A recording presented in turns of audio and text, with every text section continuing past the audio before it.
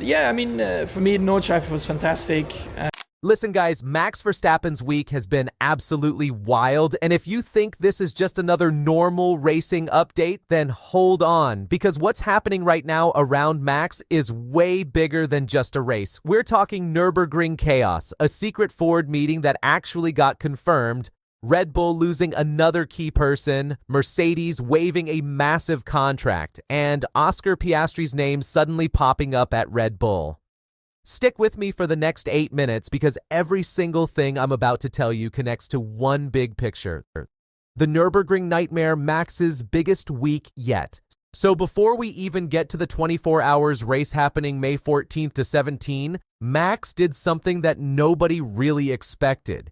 He jumped into a Nissan Z Nismo GT500 at Fuji Speedway in wet conditions, got literally one warm-up lap, and then went out and beat the benchmark lap time set by a professional Super GT driver, just casually. Like, that's a normal Tuesday for him. But here's where things get messy. During the qualifying rehearsal races for the Nürburgring 24 hours, Max was absolutely flying. He built a 30-second gap over the entire field and looked like he was going to cruise to victory. Then out of nowhere, his Mercedes GT3 developed a broken splitter, forced an unscheduled pit stop, and completely destroyed their race. And if that wasn't enough, his teammate Lucas Auer picked up a 3-place grid penalty after a collision during qualifying. So going into the actual 24 hours race, Max's team has no qualifying exemption, meaning they have to fight through the full knockout qualifying format just to earn their grid position. The pressure is real, the stakes are high, and honestly, this is exactly the kind of chaos that makes Max Verstappen's stories so addictive to follow. Ford and Max, the Le Mans dream, just got very real. Okay, now this is where things start getting genuinely exciting. You know how Max has been talking about Le Mans for years and everyone kind of nodded and moved on? Well, not anymore. Ford Performance's global director Mark Rushbrook sat down with reporters and straight up confirmed that yes, they are having regular conversations with Max Verstappen about a future in their hypercar program. He literally said, and I'm paraphrasing here, "We love Max. We love everything he does on and off track, and of course we are talking about hypercar opportunities with him." That's not a rumor. That's the boss of Ford Racing saying it out loud to journalists. Now here's the catch. Ford's hypercar debuts in 2027 and Max is under contract with Red Bull until 2028. The calendar is the biggest obstacle right now because Le Mans and the F1 calendar clash most years. But Rushbrook also revealed that these conversations have been going on for over 3 years. So this isn't new interest. This is a long-running plan just waiting for the right moment. Logan Sargeant just said what everyone is thinking. And speaking of Ford's hypercar, you want to know who is already dreaming about having Max as a teammate? Logan Sargeant. The former F1 driver who now races for Ford in WEC was asked about Verstappen potentially joining the program, and his answer was brilliant.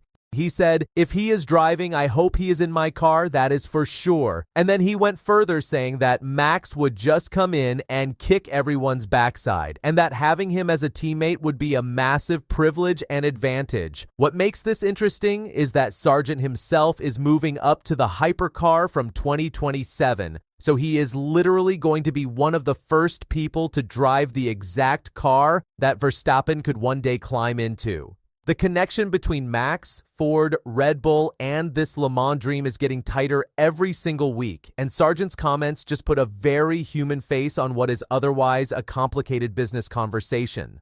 Mark Webber drops a bomb on F1, right? So while all this endurance racing stuff is happening, back in the F1 world, Mark Webber came out and said something that the whole paddock needed to hear. He basically told everyone that losing Max Verstappen would be a disaster for Formula One, not just for Red Bull, for the entire sport. He said people switch on the TV because of Max Verstappen, and Liberty Media knows that, the teams know that, and everyone knows that. He compared it to the Nadal and Federer rivalry in tennis, saying you need that one person who gives everyone else sleepless nights, and right now, that person is Max. And here's the scary part. European TV viewership for F1 in 2026 is already down massively. Germany down 21%, Austria down 36%, France down 43%, Spain nearly 50%. If Max walks away, those numbers are going to fall off a cliff. Red Bull is bleeding talent, and it's getting serious. Now, here is something that does not get talked about enough. Red Bull have lost another massive figure. Craig Skinner, their chief designer and a 20-year veteran of the team, left just before the 2026 season started. He was the guy behind the RB19, literally the most dominant car in F1 history. He helped win multiple championships alongside Adrian Newey. And the real story here is that despite the official Red Bull statement making it sound like a clean departure, Dutch media reported that Skinner was actually shown the door rather than choosing to leave. So, you have Newey gone, Horner gone, Helmut Marko gone, Wheatley gone, and now Skinner gone. Max's race engineer Lambiase is confirmed leaving for McLaren. The team that built those championship years is essentially gone, and Max is watching all of it happen from inside. Mercedes money and Oscar Piastri. So, with all this happening around him, the Mercedes rumors are not going away. Reports suggest Mercedes are willing to put a €150 million package together to lure Max away from Red Bull's struggling 2026 project. His contract has a performance exit clause that activates at the summer break if he is not in the top 2 of the championship.